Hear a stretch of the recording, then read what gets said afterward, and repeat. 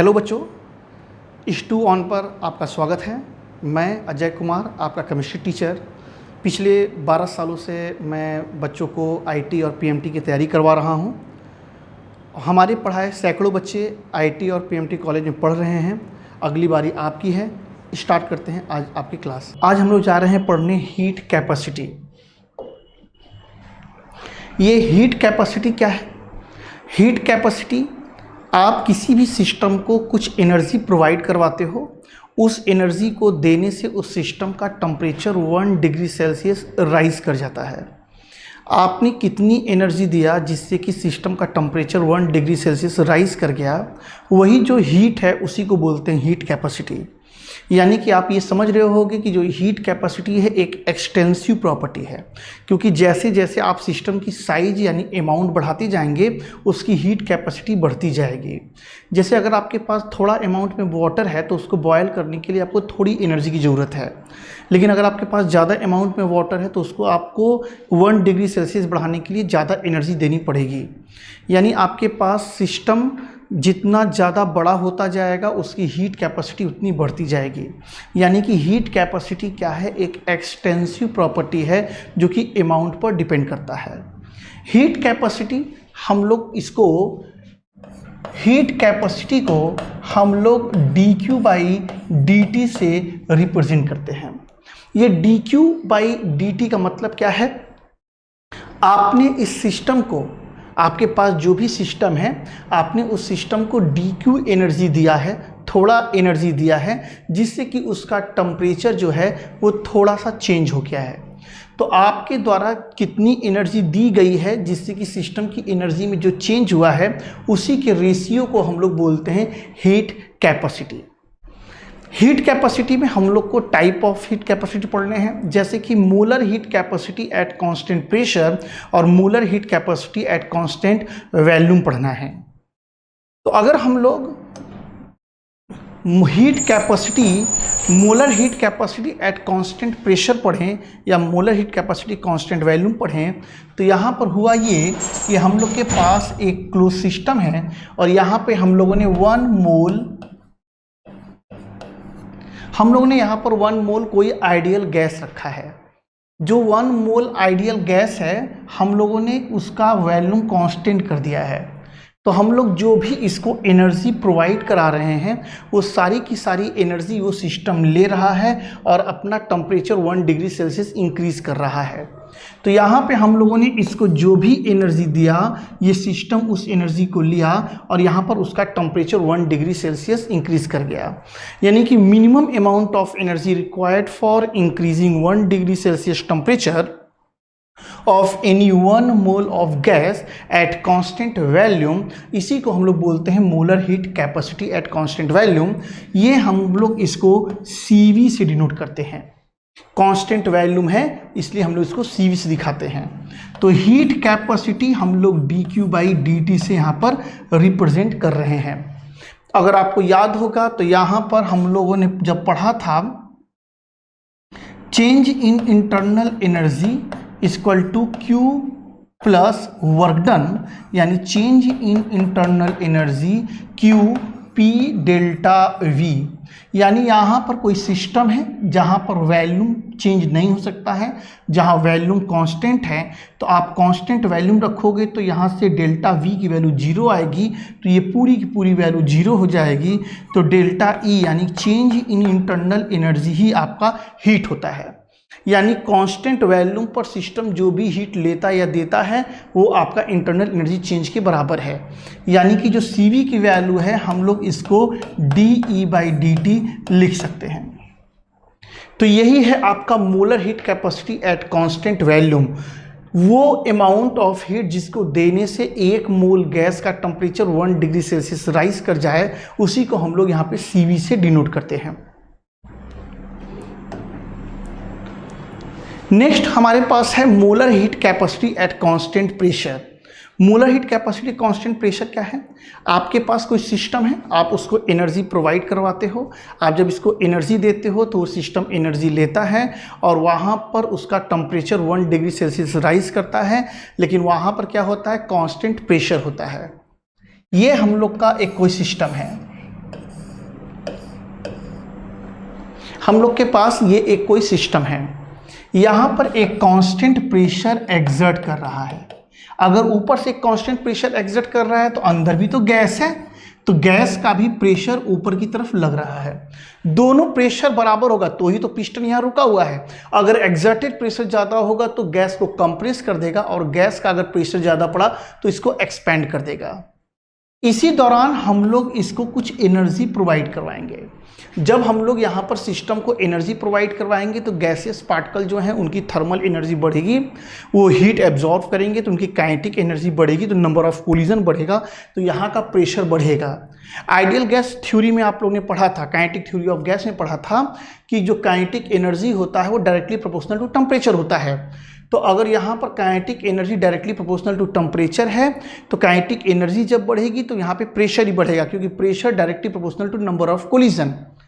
आप यहाँ पे सिस्टम को हीट दोगे तो यहाँ पर सिस्टम का प्रेशर बढ़ेगा, तो सिस्टम यहाँ से इस पिस्टन को ऊपर की तरफ इसको पुश करेगा। इसका मतलब ये हुआ कि कांस्टेंट प्रेशर पर जब हम सिस्टम को एनर्जी प्रोवाइड करवा रहे हैं जिससे कि उसका टेम्परेचर 1 डिग्री सेल्सियस राइज कर जाए, ऐसे कंडीशन में सिस्टम उस हीट को जब ले रहा है तो वहाँ पर दो वर्क कर रहा है। पहला वर्क ये हो रहा है कि यहाँ का टेम्परेचर 1 डिग्री सेल्सियस राइज कर जा रहा है। दूसरा यहाँ पर ये भी हो रहा है कि सिस्टम एक छोटा सा वर्क डन भी कर रहा है, वो इस पिस्टन को ऊपर की तरफ भी ढकेल रहा है। यहाँ पर जो अमाउंट इस पूरे प्रोसेस में खर्च होता है हम लोग इसको CP से दिखाते हैं, molar heat capacity constant pressure. ये जो मोलर हीट कैपेसिटी है ये भी आपका dQ/dt है, लेकिन अगर आपको याद होगा तो मैंने आपको बताया था कि कांस्टेंट प्रेशर पर हीट को हम लोग इंथैल्पी भी बोलते हैं, तो यहाँ पर हम लोग dH/dt भी लिख सकते हैं। तो ये हम लोग की वैल्यू है Cp की, और वो हमारी जो वैल्यू है molar heat capacity constant volume, जिसको हम लोग Cv बोल रहे हैं, ये आपका हो जाएगा dE/dt। अब यहाँ पर आपसे क्वेश्चन ये पूछ सकता है कि भाई ये Cp की वैल्यू Cv से ज़्यादा क्यों है। Cp की वैल्यू Cv से ज़्यादा इसलिए है क्योंकि Cv के केस में सिस्टम जो भी हीट लेता है उस पूरे हीट को केवल गैस के टेम्परेचर को राइज करने में खर्च करता है। कांस्टेंट प्रेशर के केस में क्या होता है, वो जब एनर्जी लेता है तो टेम्परेचर तो राइज होता ही है, साथ में सिस्टम यहाँ पर एक छोटा वर्क डन करता है। उस वर्क डन करने के लिए सिस्टम को कुछ एक्स्ट्रा एनर्जी की जरूरत पड़ती है, जिसके कारण कि Cp की वैल्यू ज़्यादा होती है। आप यहाँ पे इसको ऐसे भी समझ सकते हो कि यहाँ पर अगर 1 मोल गैस है तो अगर 1 मोल गैस है तो हम लोग इसके लिए PV = RT लिख सकते हैं। अब की क्या है कि हम लोग सिस्टम को एनर्जी दिए हैं, और सिस्टम को जब एनर्जी दिए हैं तो उसका टेम्परेचर 1 डिग्री सेल्सियस राइज किया है। अगर सिस्टम का टेम्परेचर 1 डिग्री सेल्सियस राइज किया है तो अगर हम लोग यहाँ पे चार्ल्स लॉ उठा लें, आइडियल गैस आप पढ़ रहे हो, चार्ल्स लॉ अगर आप उठा लो तो चार्ल्स लॉ में साफ बताया गया कि भाई अगर प्रेशर कांस्टेंट है और अमाउंट ऑफ गैस कांस्टेंट है तो अगर आप सिस्टम का टेम्परेचर बढ़ाओगे तो उसका वैल्यूम भी बढ़ेगा। तो ऐसे कंडीशन में आप अगर सिस्टम को हीट दोगे तो सिस्टम की एनर्जी बढ़ेगी, जिससे इसका वैल्यूम भी बढ़ेगा। अब क्या हुआ, प्रेशर तो कांस्टेंट रहा लेकिन वैल्यूम जो है सिस्टम की थोड़ी सी बढ़ गई। ये वैल्यूम आपकी कब बढ़ी है, जबकि आपका टेम्परेचर 1 डिग्री सेल्सियस राइज कर गया है। अगर इसको ओपन करें तो dV + PdV = RT + R है। यहाँ से PV की वैल्यू RT के बराबर है, यानी कि PdV = R है। इसका सीधा मतलब ये हुआ कि आपने जब सिस्टम को एनर्जी दिया, उस एनर्जी में सिस्टम ने टेम्परेचर अपना एक बढ़ाया, लेकिन साथ में जो छोटा सा वर्क डन हुआ है वो छोटा सा वर्क डन R के बराबर है। R की वैल्यू आप जानते हो, कैलोरी में 2 कैलोरी पर केल्विन पर मोल है, जूल में 8.314 जूल पर केल्विन पर मोल है। तो यहाँ से PdV की वैल्यू R के बराबर है। इसका मतलब ये जो R की वैल्यू है अगर उसको CV में जोड़ दिया जाए तो आपको Cp की वैल्यू मिल जाएगी, यानी कि जो Cp होगी वो आपका CV + R होगा। ये CV वो अमाउंट ऑफ एनर्जी जिसको देने पे कांस्टेंट वैल्यूम पर सिस्टम का टेम्परेचर यानी 1 मोल गैस का टेम्परेचर 1 डिग्री सेल्सियस राइज करता है। आपने उसमें ये R ऐड कर दिया, वो जो R है वो वर्क डन है जो कि सिस्टम ने यहाँ पर एक्सपेंशन के दौरान वो खर्च किया है। तो यहां से हमारे पास आ गया है Cp minus Cv equal to R। हर गैस के लिए इसकी वैल्यू जो होती है वो अलग अलग होती है। यहां पर देख लीजिए, गैस की एटॉमिसिटी के आधार पर Cv और Cp की वैल्यू जो होती है वो वेरी करती है। यहां पर आपने मोनो एटॉमिक गैस ले लिया। पीरियोडिक टेबल में सबसे राइट साइड में ग्रुप 18 जो है उसको नोबल गैस बोलते हैं, क्योंकि उनका आउटर मोस्ट शेल जो होता है कंप्लीट होता है, वो रिएक्शन में किसी भी रिएक्शन में पार्टिसिपेट नहीं करना चाहते हैं। तो ये मोनो एटॉमिक गैस हैं, जैसे कि helium, neon, argon, krypton, xenon. तो ये जो मोनो एटॉमिक गैसेज हैं उनके लिए जो Cv की वैल्यू है वो 3/2R है, Cp की value 5/2R। Die atomic gas H2O2 Cl2 F2 वगैरह, उनके लिए Cv की वैल्यू है 5/2R और Cp की वैल्यू 7/2R है। ये कुछ एग्जाम्पल हैं ट्राई गैस और पॉली एटॉमिक गैस के लिए, जिनकी Cv की वैल्यू 3R और Cp की वैल्यू 4R है। ये गामा है। गामा की बहुत ज़्यादा यूजेस हम लोग यहाँ पे नहीं पढ़ेंगे, लेकिन अगर आप एडियाबैटिक प्रोसेस पढ़ेंगे और एडियाबैटिक एक्सपेंशन पढ़ेंगे, रिवर्सिबल और इरिवर्सिबल, तो वहाँ पर प्रेशर, वॉल्यूम और टेम्परेचर, जब आप किसी सिस्टम की ये चीज़ें जब वेरी करते हो तो उनका प्रेशर, वॉल्यूम वगैरह वेरी करता है। वहाँ पर आप इस गामा की यूज आप पढ़ोगे। वैसे आप गामा की वैल्यू याद भी कर लो। जो मोनो एटॉमिक है 1.66, डाई एटॉमिक के लिए 1.4, ट्राई एटॉमिक गैस के लिए 1.33। तो ओवरऑल मिला जुला कर ये पूरा का जो पूरा टेबल है ये आपके लिए बहुत ज़्यादा इम्पॉर्टेंट है। अगर आप जेई के क्वेश्चन बना रहे होते हैं तो जेई के क्वेश्चन में आप देखोगे, जब सब्जेक्टिव था तो मुझे लगता है कि 90 के आसपास एक क्वेश्चन आया था कि मोनो एटॉमिक गैस के लिए Cv की वैल्यू जो है वो 3/2R होती है और डाई एटॉमिक गैस के लिए 5/2R क्यों होती है। अगर आप ओल्ड ईयर के जेई के पेपर बना रहे हो तो वहाँ पर आपको ये क्वेश्चन मिलेगा। आप देखे होंगे कि बोलता है कि भाई मोनो एटॉमिक गैस के लिए आपकी Cv की वैल्यू 3/2R होती है, लेकिन डाई एटॉमिक गैस के लिए जो Cv की वैल्यू है वो 5/2R क्यों होती है। तो उसका आंसर भी आप लोग को पता ही होगा, वैसे एक बार मैं डिस्कस कर रहा हूँ। डाई एटॉमिक गैस के लिए यहाँ पर मोनो एटॉमिक गैस में जब आप मोशन की बात करोगे तो गैस अपने चारों तरफ वगैरह इधर उधर घूम रहा होता है, लेकिन डाई एटॉमिक गैस की जब बात करते हो तो डाई एटॉमिक गैस वो पूरा मोशन दिखाता है, आगे पीछे दाएं बाएं सब मोशन दिखाता है। लेकिन साथ में यहाँ पर डाई एटॉमिक गैस में 3 एक्स्ट्रा मोशन होते हैं। ये 3 एक्स्ट्रा मोशन क्या होते हैं? डाई एटॉमिक है तो 2 सेंटर होगा रे भाई, ये 2 सेंटर है, ये वाइब्रेट करना स्टार्ट करते हैं। एक वाइब्रेशनल, 2 रोटेशनल। तो एक वाइब्रेशनल और 2 रोटेशनल, ये जो एक्स्ट्रा मोशन इनके पास आ जाता है, इसकी वजह से इनकी जो वैल्यू होती है Cv वाली वो बढ़ जाती है। फिजिक्स वाले बच्चे या फिजिक्स वाले टीचर आपको इसको बोलेंगे degree of freedom.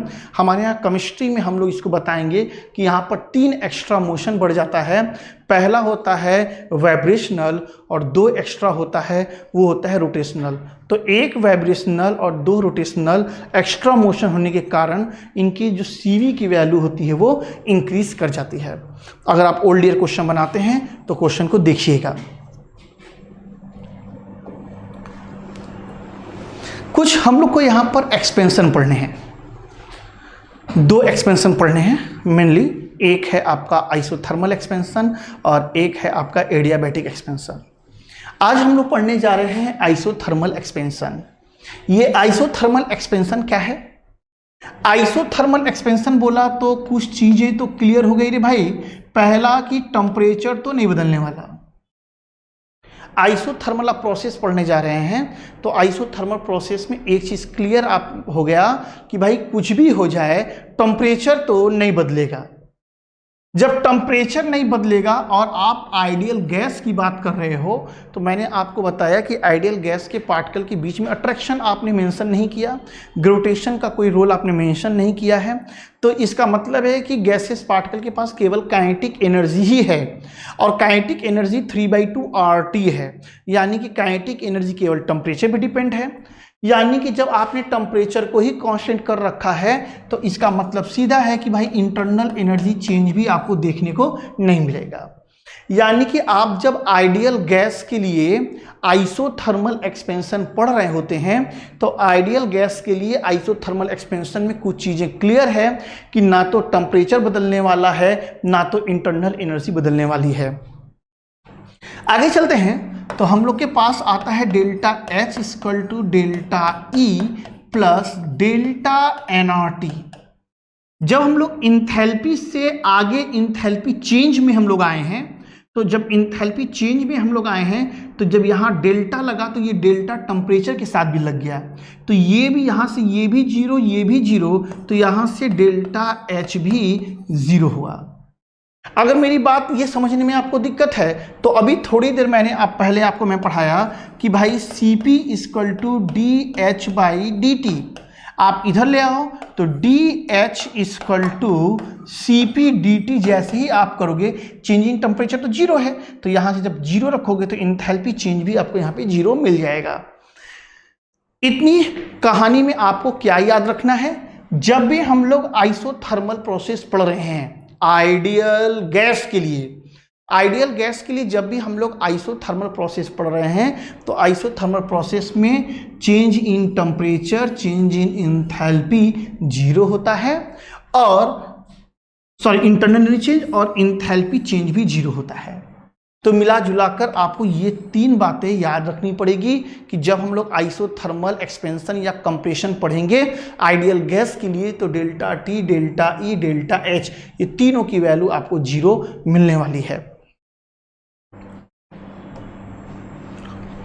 Isothermal expansion में तीन चीजें तो हम लोग को हमेशा के लिए फिक्स हो गया, आइसोथर्मल एक्सपेंशन हो या आइसोथर्मल कंप्रेशन हो, तीन चीजें बिल्कुल क्लियर हो गई कि change in temperature, change in internal energy, change in enthalpy, ये तीन मामले हमारे हमेशा जीरो होंगे। अब हम लोग जा रहे हैं टाइप ऑफ आइसोथर्मल प्रोसेस पढ़ने। तो आइसोथर्मल में पहला पॉइंट हम लोग जा रहे हैं पढ़ने रिवर्सिबल एक्सपेंशन। तो अगर हम लोग रिवर्सिबल एक्सपेंशन की बात करें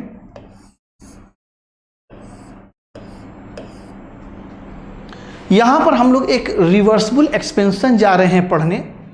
हमारा यहां पर गैस है, भाई गैस है तो गैस का प्रेशर भी है, एक प्रेशर ऊपर से एग्जर्ट हो रहा है, यहां पर इक्विलिब्रियम आया हुआ है और यहां से एक प्रेशर एग्जर्ट हो रहा है और गैस का भी प्रेशर है, दोनों प्रेशर बराबर हैं, पिस्टन यहां रुका हुआ है। अगर एग्जर्टेड प्रेशर ज्यादा हुआ तो इसको कंप्रेस कर देगा और अगर गैस का प्रेशर ज्यादा हुआ तो इसको एक्सपेंड कर देगा। दोनों प्रेशर बराबर हैं, यहां इक्विलिब्रियम का कंडीशन आया हुआ है। इसी दौरान एग्जर्टेड प्रेशर में थोड़ी सी कमी आ गई, एग्जर्टेड प्रेशर में यहां पर थोड़ा सा कमी आ गया। जैसे ही एग्जर्टेड प्रेशर में थोड़ी सी कमी आ गई, गैस का प्रेशर थोड़ा ज्यादा हो गया। भाई एक प्रेशर एग्जर्ट हो रहा है, एक नीचे का प्रेशर, दोनों प्रेशर में इक्विलिब्रियम है, आप एग्जर्टेड प्रेशर में थोड़ी सी कमी ला दिए तो गैस का प्रेशर तो ज्यादा पड़ गया। जब गैस का प्रेशर ज्यादा पड़ गया तो ये पिस्टन को ऊपर ले जाएगा। पिस्टन को कब तक ऊपर ले जाएगा? जब तक कि एग्जर्टेड वाला गैस के प्रेशर के बराबर न आ जाए। ये एक्सपेंड किया, जैसे ही ये गैस वाला पिस्टन या गैस का वॉल्यूम बढ़ेगा तो गैस का प्रेशर तो कम होगा क्योंकि आइसोथर्मल मामला है। टेम्परेचर कांस्टेंट है, बॉयल्स को अगर आप याद करेंगे तो टेम्परेचर कांस्टेंट है और आप अमाउंट ऑफ गैस भी कांस्टेंट है, आप वॉल्यूम बढ़ा रहे हो। जब आप वॉल्यूम बढ़ाएंगे तो प्रेशर घटेगा। तो यहाँ पर यही हुआ है सर, ये एक्सपेंशन हुआ है। जैसे ही इसकी वॉल्यूम बढ़ी है, इसके वॉल्यूम बढ़ने के कारण गैस का प्रेशर कम हुआ तो एग्जर्टेड प्रेशर और इसके में फिर से इक्विलिब्रियम आ गया। इक्विलिब्रियम आया हुआ था, उसी दौरान एग्जर्टेड प्रेशर में फिर थोड़ी सी कमी आ गई, एग्जर्टेड प्रेशर में फिर थोड़ी सी कमी आ गई। जब एग्जर्टेड प्रेशर में फिर कमी आई तो गैस का प्रेशर फिर थोड़ा ज्यादा पड़ गया, तो ये पिस्टन को फिर थोड़ा सा ऊपर ले गया, फिर इक्विलिब्रियम आया। यहां पर फिर एग्जर्टेड प्रेशर में कमी आई, ये गैस का प्रेशर फिर ज्यादा हुआ, फिर पिस्टन को ऊपर ले गया। ये यहां पर इनफाइनाइट टाइम होता है। यानी एक्सर्टेड प्रेशर में थोड़ी थोड़ी कमी आती रहती है और गैस जो है वो थोड़ा थोड़ा एक्सपेंड करता रहता है। यानी कि ये जो रिवर्सिबल एक्सपेंशन आप पढ़ रहे हो, ये रिवर्सिबल एक्सपेंशन इनफाइनाइट स्टेप में होता है। यहाँ पर इनफाइनाइट स्टेप आते हैं, एक्सपेंशन तो होता है लेकिन थोड़े थोड़े थोड़े थोड़े थोड़े थोड़े स्टेप में होता है। अगर इस एक्सपेंशन का ग्राफ आप देखोगे तो एक्सपेंशन का ग्राफ पीवी का कुछ इस टाइप का होता है। प्रेशर घटा, वॉल्यूम बढ़ा, प्रेशर घटा, वॉल्यूम बढ़ा, घटा बढ़ा, घटा बढ़ा, घटा बढ़ा, ऐसा हो जाता है सर।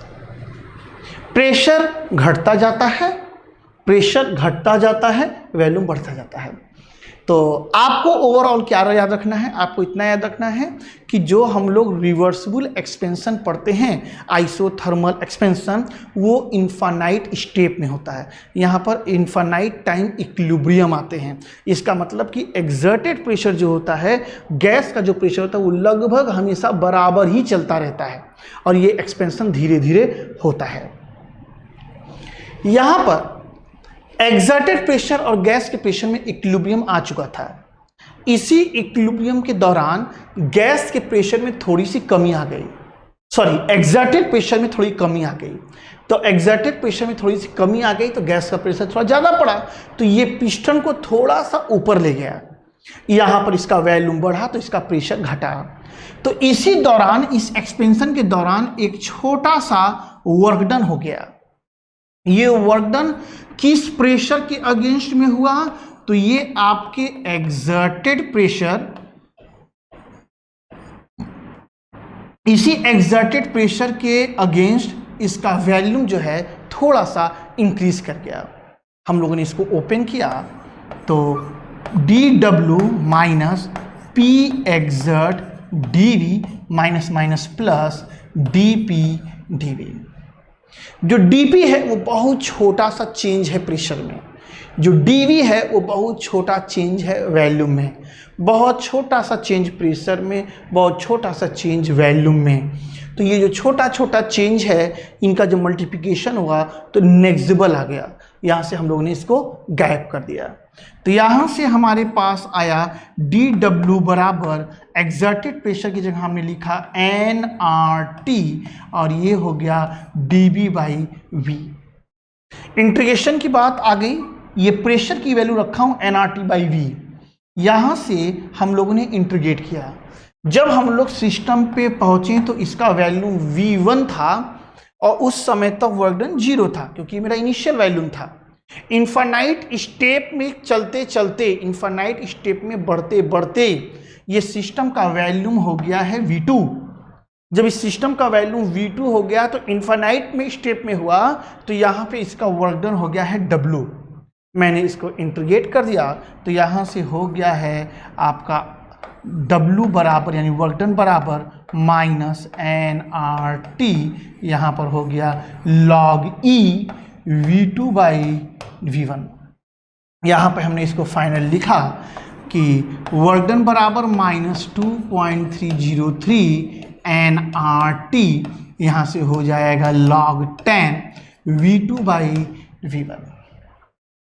ये रहा हम लोग का आइसोथर्मल रिवर्सिबल एक्सपेंशन। ये हम लोग का आइसोथर्मल रिवर्सिबल एक्सपेंशन है सर। अब ये आप बोलोगे कि सर आप रिवर्सिबल एक्सपेंशन बोल रहे हो तो कंप्रेशन का भी फॉर्मूला डिराइव कराओ। तो आपके पास रिवर्सिबल एक्सपेंशन हो या कंप्रेशन हो, फॉर्मूला यही लगेगा और इस फॉर्मूले में आपको कोई भी चेंज करने की ज़रूरत नहीं है। आपके पास जो भी V1 हो, जो भी V2 हो, आप पुट करिए, आंसर अपने आप निकलेगा। आंसर अपने आप क्या निकलेगा ये समझेंगे। अगर सिस्टम एक्सपेंशन है तो work done by the system है तो आंसर नेगेटिव में आना है। अगर सिस्टम कंप्रेशन है, work done on the system है तो यहाँ से कैलकुलेशन से अपने आप आपको नेगेटिव वैल्यू मिलेगी। यानी यहाँ पर आपको कुछ नहीं करना है, एक्सपेंशन और कंप्रेशन दोनों के लिए सेम फॉर्मूले हैं। यहाँ पर कुछ चीज़ें आप और देख सकते हो, जैसे कि आपने चेंज इन टेम्परेचर 0 रखा है, यानी टेम्परेचर को कांस्टेंट कर दिया है। दूसरा, आप अमाउंट ऑफ गैस को भी कांस्टेंट रखे हो। आप आइडियल गैस पढ़ रहे हो, अगर टेम्परेचर और अमाउंट ऑफ गैस कांस्टेंट रखे हो तो यहाँ पर आप बॉयल्स लॉ लगा सकते हो, P1 V1 बराबर P2 V2, यानी कि यहाँ पर P1 by P2 equal to V2 by V1 हो सकता है। यानी कि अगर आपको वैल्यूम के टर्म में चीज़ें न मिले, प्रेशर के टर्म मिले, तो आप यहाँ पे कर सकते हो 2.303 nRT log 10, यहाँ से P1 बाई P2। ये रहा हमारे पास आइसोथर्मल रिवर्सिबल एक्सपेंशन। आप मेंस के क्वेश्चन बनाएंगे, एम्स नीट वगैरह जो भी बना रहे हो, आप क्वेश्चन पढ़कर हमेशा कंफ्यूज हो जाएंगे। कहेगा टेम्परेचर 37 डिग्री सेल्सियस है, वैल्यूम यहाँ से यहाँ आया, आप तुरंत समझोगे कि टेम्परेचर 37 बोला है यानी कि टेम्परेचर कांस्टेंट है, और आप ये फॉर्मूला लगाएंगे। ऐसा नहीं करना है। आप जब क्वेश्चन बनाएंगे, जब तक क्वेश्चन में रिवर्सिबल वर्ड यूज नहीं करेगा, जब तक क्वेश्चन में रिवर्सिबल वर्ड यूज न करे, रिवर्सिबल एक्सपेंशन या reversible compression, reversible isothermal expansion, reversible isothermal compression, जब तक रिवर्सिबल वर्ड नहीं है सर, तब तक आप इस फॉर्मूले को नहीं लगाएंगे। अब आप ये बोलोगे सर अब जब ये फॉर्मूला नहीं लगाओगे तो कैसे बनेगा क्वेश्चन? अगर रिवर्सिबल वर्ड नहीं है, टेम्परेचर कांस्टेंट है, ठीक है, टेम्परेचर कांस्टेंट है, रिवर्सिबल वर्ड नहीं है, तब क्वेश्चन बनाने के लिए आप सिंपल वर्क डन बराबर -P डेल्टा V ही लगाएंगे, और कोई फॉर्मूला आप नहीं लगाओगे। जब आपको क्वेश्चन में रिवर्सिबल वर्ड मिलेगा लिखा कि हाँ ये रिवर्सिबल एक्सपेंशन है या रिवर्सिबल कंप्रेशन है, तब ही आप इस फॉर्मूले को लगाएंगे। तो 1 मिनट का समय दे रहा हूँ, इसमें जो काम का लगे उसको नोट कर लें।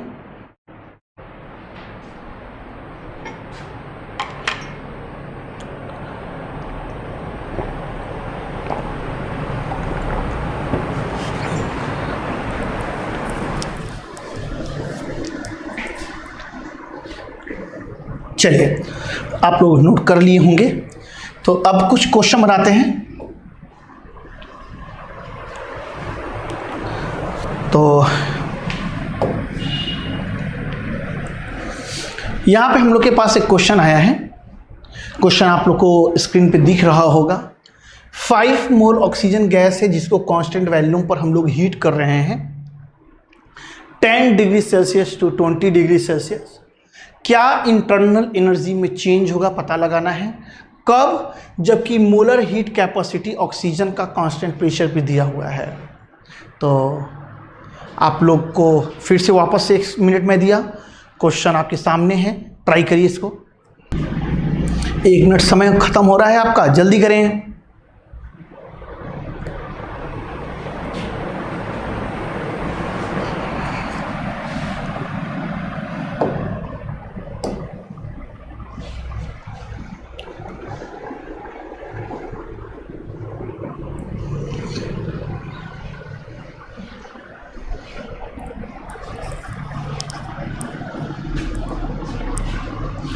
चलिए, तो मैंने मान लिया कि आपने बना लिया। हम लोग को निकालना क्या है, पहले इसकी बात करें। हम लोग को चेंज इन इंटरनल एनर्जी निकालना है।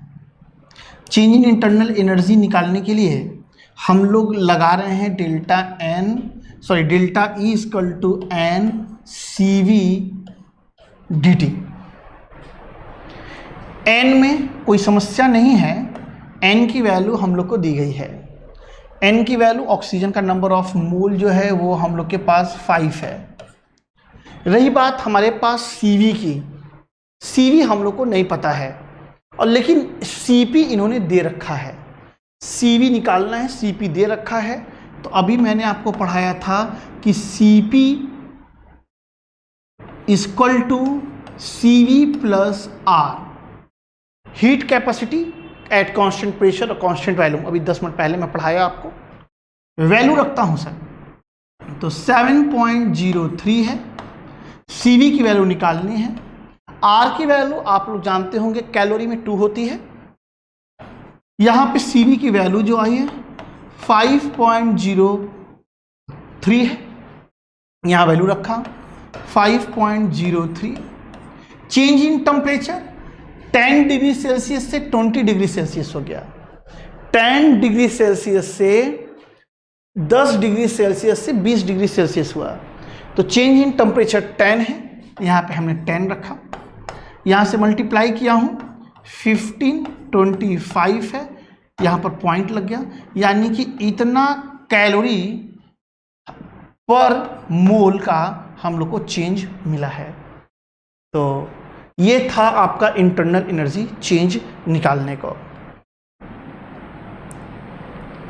अभी हम लोग ने एक्सपेंशन पढ़ा और कंप्रेशन पढ़ा, रिवर्सिबल पढ़ा। अभी आपको थोड़ा सा पढ़ना है इरिवर्सिबल। इरिवर्सिबल एक्सपेंशन हम लोग को दो टाइप के मिलेंगे। इरिवर्सिबल एक्सपेंशन तो दो टाइप के मिलेंगे, उसमें पहला मिलेगा फ्री एक्सपेंशन। फ्री एक्सपेंशन का मामला क्या है, हम लोग के पास यहाँ कोई सिलेंडर है, यहाँ पर कोई गैस है, गैस का प्रेशर है, उस पर ऊपर से एग्जर्टेड होता है प्रेशर। गैस है, गैस का प्रेशर होगा, ऊपर से प्रेशर एग्जर्ट होता है। वर्क डन डिफाइन करते समय हम लोग पढ़ते हैं कि भाई exerted pressure change in volume हमारा होता है। जब हम लोग फ्री एक्सपेंशन पढ़ते हैं तो फ्री एक्सपेंशन में सिस्टम के ऊपर कोई एग्जर्टेड ही नहीं होता प्रेशर, यानी कि पी एग्जर्ट की वैल्यू जो होती है वो जीरो होती है, यानी सिस्टम पर कोई प्रेशर ही नहीं एग्जर्ट होता। जब सिस्टम पर कोई प्रेशर ही नहीं एग्जर्ट होगा तो वर्क डन जो होगा वो जीरो हो जाएगा।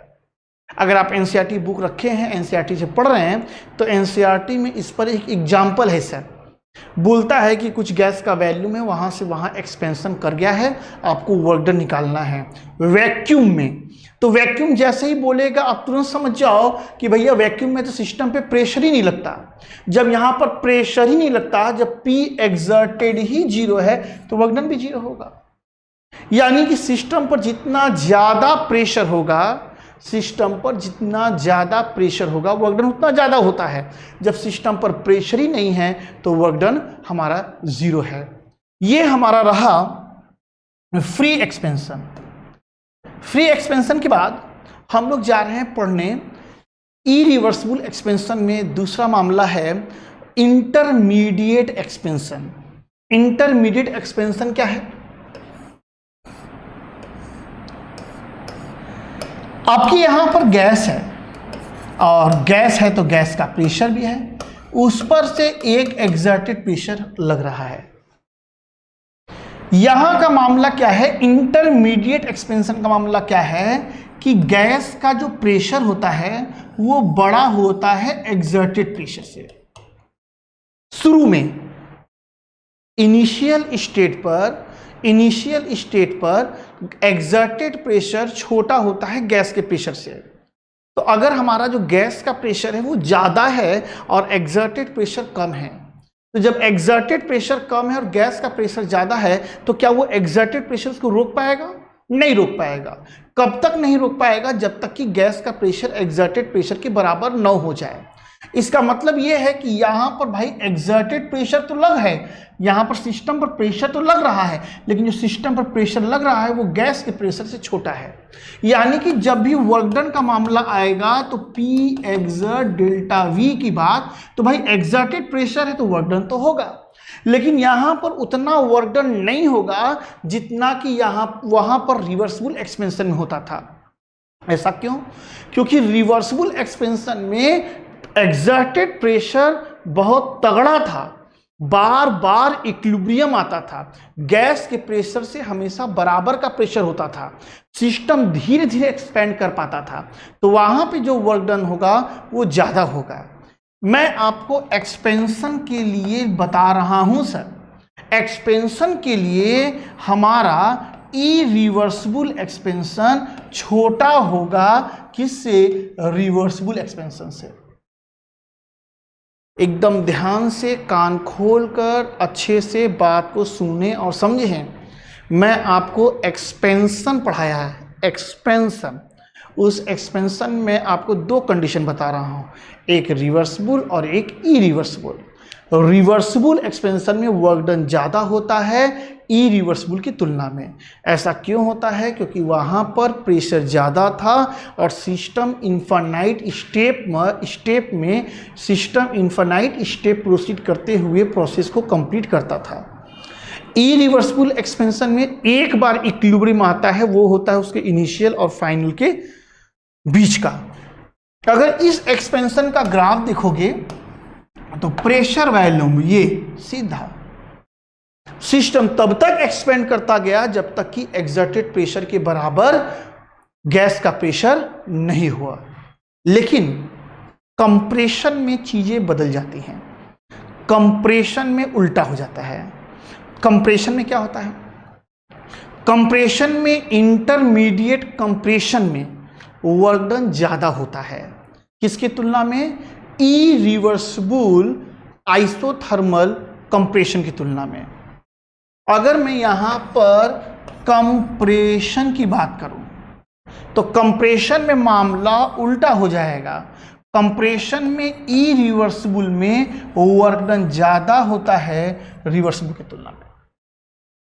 यानी कि जब एक्सपेंशन होगा तो रिवर्सिबल में वर्क डन ज्यादा होगा, जब कंप्रेशन होगा तो वहां पर इरिवर्सिबल में वर्क डन ज्यादा होगा। ये रहा वर्क डन की बात। अगर हम लोग हीट की बात करें तो अभी हम लोग ने पढ़ा कि भैया delta E equal to Q plus W का मामला है। तो डेल्टा ई तो जीरो ही है, तो क्यू प्लस डब्ल्यू का है। तो जहां वर्क डन ज्यादा होगा वहीं पर हीट का लेना देना भी ज्यादा होगा। यानी कि जो Q होगा एक्सपेंशन में वो छोटा होगा किससे? रिवर्सिबल से। एक्सपेंशन में क्या होगा? इसका Q जो होगा इरिवर्सिबल का ज्यादा होगा। किसके तुलना में? रिवर्सिबल की तुलना में। तो ये आपके यहां ऑप्शनल में आ सकता है कि भैया कोई सिस्टम है, सेम एक्सप्रेशन सेम कंप्रेशन है, वर्क डन किस में ज्यादा होगा। तो ये आपको याद रखना पड़ेगा कि जब एक्सपेंशन हम लोग पढ़े थे तो एक्सपेंशन में रिवर्सिबल में वर्क डन ज़्यादा था, इरिवर्सिबल में कम था। सेम हीट के लिए भी कंडीशन था। कंप्रेशन में जब हम लोग आए तो कंप्रेशन में चीज़ें उल्टी हो गई थी। यहाँ पर इरिवर्सिबल में वर्क डन ज़्यादा होता है, रिवर्सिबल में कम होता है। अब आप ऐसा कह सकते हो कि ऐसा क्यों है? तो समय हमारे पास कम है, 3-4 क्लास में चीज़ों को समेटना है, तो सारी चीज़ें ओरल ही चल पा रही हैं। वरना मैं आपको एक न्यूमेरिकल देता और आप चारों वर्क डन निकाल के मैं दिखाता कि सेम एक्सप्रेशन सेम कंप्रेशन की चीज़ें कैसे कैसे वेरी कर रही हैं। फिलहाल कहानी ओरल से ही सुनिए। जब आप एक्सपेंशन पढ़ रहे थे तो एक्सपेंशन में आपने पढ़ा रिवर्सिबल। जब एक्सपेंशन पढ़ रहे थे तो गैस का प्रेशर और एक्सर्टेड प्रेशर हमेशा बराबर था। वो धीरे धीरे धीरे धीरे एक्सर्टेड प्रेशर कम होता जा रहा था और गैस का प्रेशर कम होता जा रहा था और धीरे धीरे ये एक्सपेंड करता जा रहा था। ये हो रहा था रिवर्सिबल एक्सपेंशन में। इरिवर्सिबल में भाई गैस का प्रेशर ही कम था, ये सिस्टम ओपन होता था, मतलब ओपन एक्सपेंशन करता था, इनिशियल से फाइनल पहुंच जाता था। इसी तरह से जब हम लोग कंप्रेशन की बारी आती है तो इरिवर्सिबल कंप्रेशन यानी इंटरमीडिएट कंप्रेशन भी एक ही स्टेप में हो जाता है। यहां पे 10 एटीएम का प्रेशर है, कंप्रेस कर दिया। कहां? 2 एटीएम तक। यानी गैस को 2 एटीएम तक कंप्रेस करना है तो डायरेक्ट उस पर 10 एटीएम का प्रेशर लगा के कंप्रेस कर दिया। जैसे मेरे पास एक सिलेंडर है, वहां पर आइडियल गैस है, उस आइडियल गैस का प्रेशर 2 एटीएम था, आपने 10 एटीएम का प्रेशर लगा दिया। तो सिस्टम कब तक कंप्रेस हुआ? जब तक कि गैस का प्रेशर 10 एटीएम ना हो गया। तो 10 एटीएम जब गैस का प्रेशर हो गया, एक्सर्टेड प्रेशर 10 था, बराबर हुआ, पिस्टन रुक गया, यानी कंप्रेशन बंद हो गया। लेकिन जब आप कंप्रेशन पढ़ेंगे रिवर्सिबल कंप्रेशन, तो जब 2 एटीएम का प्रेशर गैस का था तो उस पर जो प्रेशर लगेगा वो 2.05 का लगा। तो वो कितना कंप्रेस करेगा? थोड़ा सा कंप्रेस करेगा, फिर इक्विलिब्रियम आ गया। जो 0.25 का था अब वो 0.5 का हो जाएगा, फिर कंप्रेस करेगा, फिर वो 2.8 का होगा, 3 एटीएम का होगा, 5 एटीएम का होगा, 10 मतलब 10 एटीएम वो इन्फिनाइट स्टेप में होगा। तो आप रिवर्सिबल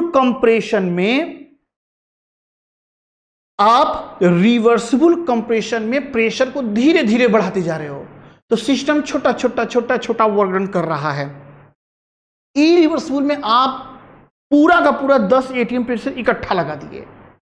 तो यही कारण होता है कि कंप्रेशन के केस में आपने इकट्ठा बड़ा प्रेशर लगा के कंप्रेस कर दिया, इसलिए यहां पे वर्क डन ज्यादा हो गया। और यहां पर रिवर्सिबल में आप धीरे धीरे प्रेशर बढ़ाते जा रहे हो, धीरे धीरे सिस्टम कंप्रेस होता जा रहा है, इसलिए यहां पे वर्क डन कम हो रहा है। लेकिन एक्सपेंशन में क्या था, आपके पहले से ही प्रेशर ज्यादा था और सिस्टम धीरे धीरे एक्सपेंड कर रहा था। तो ये कहानी जो है आपको याद रखना है। एक्सपेंशन में क्या होगा, एक्सपेंशन में रिवर्सिबल वर्क डन ज्यादा होगा इरिवर्सिबल से, यही कारण होगा कि हीट भी ज्यादा चेंज होगा रिवर्सिबल से इरिवर्सिबल केस में। कंप्रेशन में उल्टा हो जाएगा, कंप्रेशन के केस में जो वर्क डन होगा इरिवर्सिबल का वो बड़ा होगा रिवर्सिबल के केस में। आगे चलते हैं।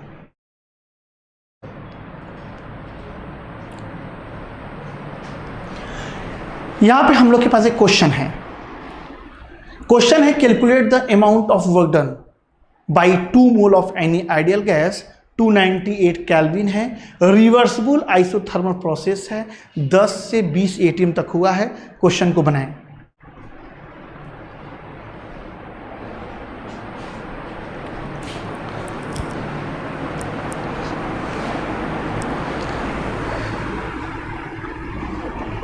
एक मिनट का समय है बेटा, क्वेश्चन बनाएं, सॉल्यूशन बताएं हमें।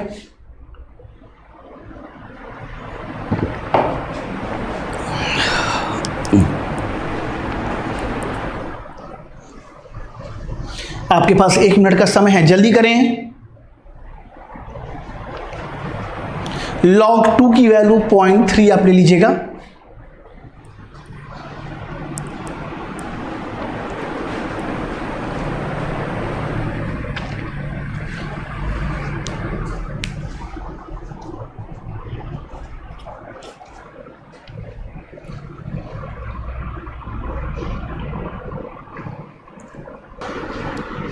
चलो कोई नहीं, मैं बना रहा हूं।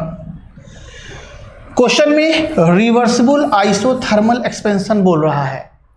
रिवर्सिबल आइसोथर्मल के लिए वर्क डन जो होगा -2.303 होगा, nRT होगा, log 10 होगा, V2/V1 होगा। वैल्यू रखना स्टार्ट करें तो 2.303, n की बात करें तो नंबर ऑफ मोल यहाँ पर हम लोग के पास 2 है। R की वैल्यू की बात करें, सब कुछ SI में लेके चल रहा हूँ तो 8.314 हो जाएगा। टेम्परेचर की बात करें 298 है, यहाँ से लॉग हो जाएगा 10। V2 क्या है 20 लीटर, V1 क्या है 10 लीटर, यहाँ हो जाएगा log 2। log 2 की वैल्यू होती है 30, 10 आप 0.3 लेके काम करो तो हो जाएगा 2.303। यहाँ से कैलकुलेशन आप खुद से करोगे 8.314, 298 इंटू 0.3010। चलें, ये नेक्स्ट क्वेश्चन है। 10 ग्राम ऑर्गन गैस है जिसको हम लोग कंप्रेस कर रहे हैं isothermally and reversibly. Temperature 27 degree Celsius है, वैल्यू 10 से 5 लीटर दिया हुआ है। हम लोग को heat, work done, change in internal energy और एंथैल्पी पता करना है। बनाएं।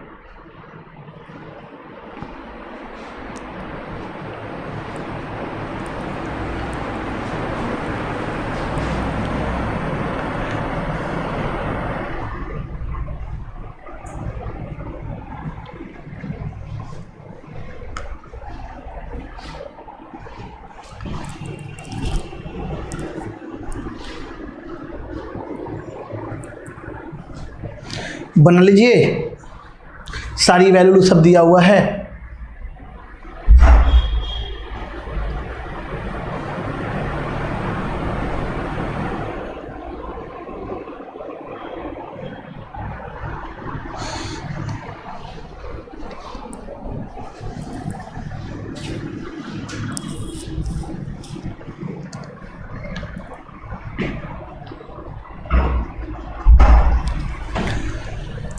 क्योंकि हम लोग यहाँ पर कंप्रेशन देख रहे हैं और आइसोथर्मली देख रहे हैं, तो आइसोथर्मली हम लोग पढ़ते ही समझ गए हैं कि इंटरनल एनर्जी चेंज जो ये डेल्टा यू दिखा रहे हैं, हम लोग इसको डेल्टा ई से पढ़ रहे हैं, तो ये भी जीरो होने वाला है और डेल्टा एच भी जीरो होने वाला है।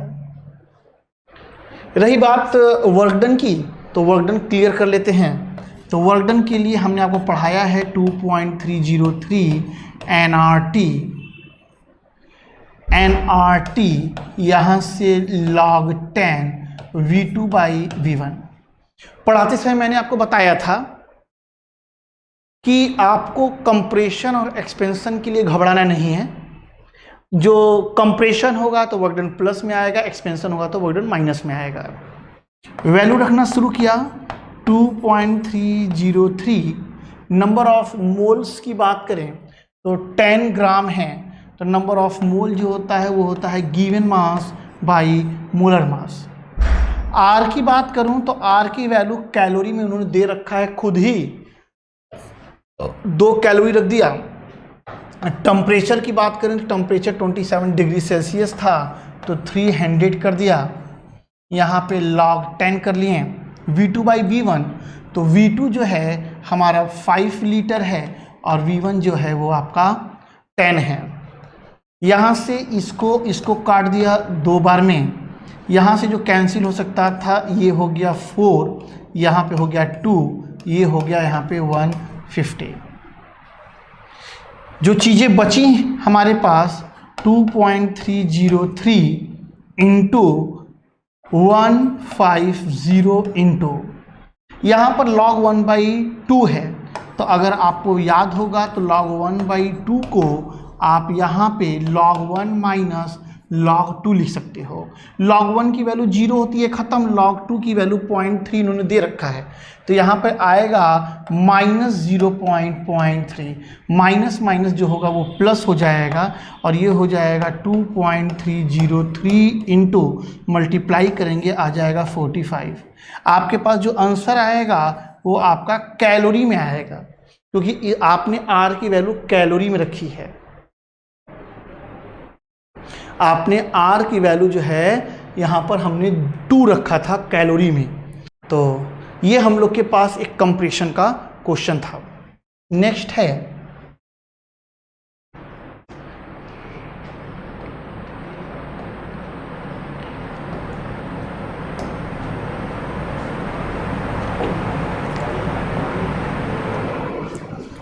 हम लोग को भी पढ़ना था एडियाबैटिक प्रोसेस। तो एडियाबैटिक प्रोसेस में जैसे कि मैंने बोला एडियाबैटिक प्रोसेस, तो आप समझ रहे होगे कि यहाँ पर सर हीट को जीरो करने वाले हैं। यहाँ पर हीट एडियाबैटिक प्रोसेस वही प्रोसेस था जहाँ पर सिस्टम ना तो हीट ले सके ना दे सके।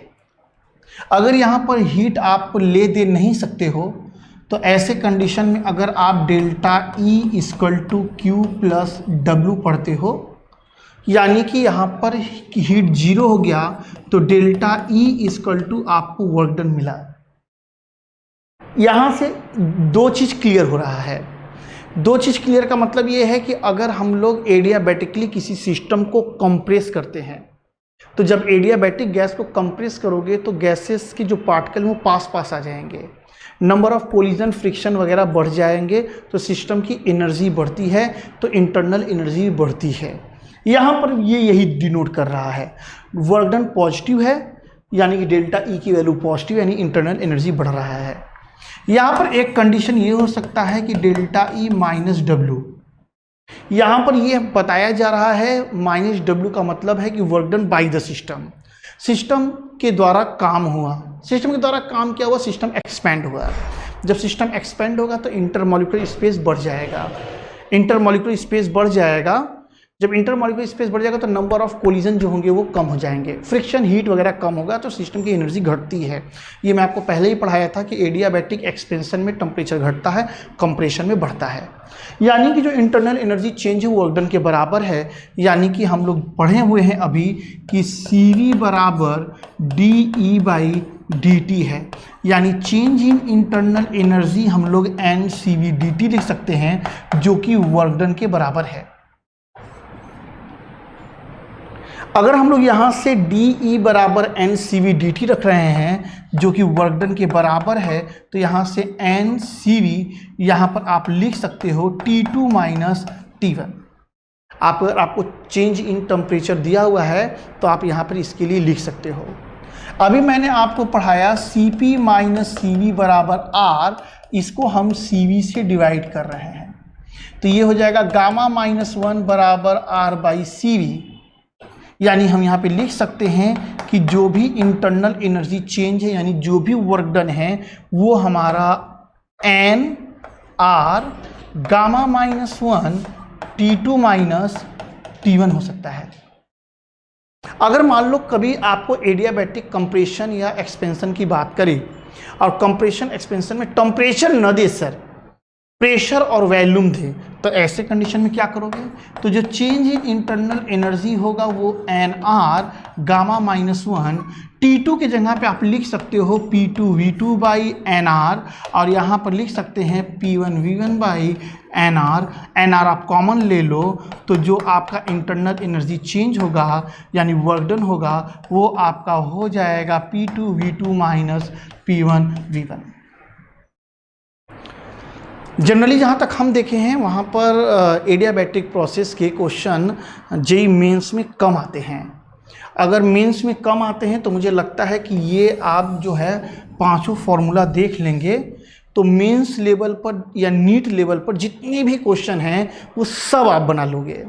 एडवांस के लिए कुछ टॉपिक मैंने आपको छोड़ नहीं दिया हूँ, अगर कल समय मिलेगा तो थोड़ा एक्सपेंड करके पढ़ाने की कोशिश करूँगा। एक्सपेंशन आप समझ रहे हो कि क्या चीज़ें छूटी हैं। एडियाबैटिक सिस्टम को जब कंप्रेस करते हो तो प्रेशर चेंज हुआ, वॉल्यूम कम हुआ, टेम्परेचर बदलता है, तो प्रेशर वॉल्यूम टेम्परेचर का रिलेशन होता है। अगर कल समय रहा तो कल उसको डिस्कस किया जाएगा। आज के लिए इतना ही।